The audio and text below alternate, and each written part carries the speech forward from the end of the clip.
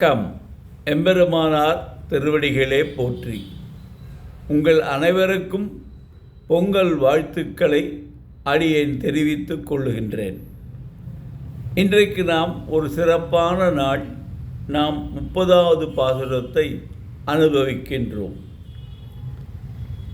வங்கக் கடல் கடைந்த மாதவனை கேசவனை திங்கள் திருமுகத்து சேழியார் சென்றிரஞ்சு அங்கு அப்பறை கொண்ட ஆற்றை அணிப்புதுவை பைங்கமல தந்தெறியல் பட்டர்பிரான் கோதை சொன்ன சங்கத்தமிழ் மாலை 30 தப்பாமே இங்கு இப்பரிசுரைப்பார் 2 மால்வரைத்தோள் செங்கண் திருமுகத்து செல்வத் திருமாலால் எங்கும் திருவருள் பெற்று இன்புறுவர் எம்பாவாய்.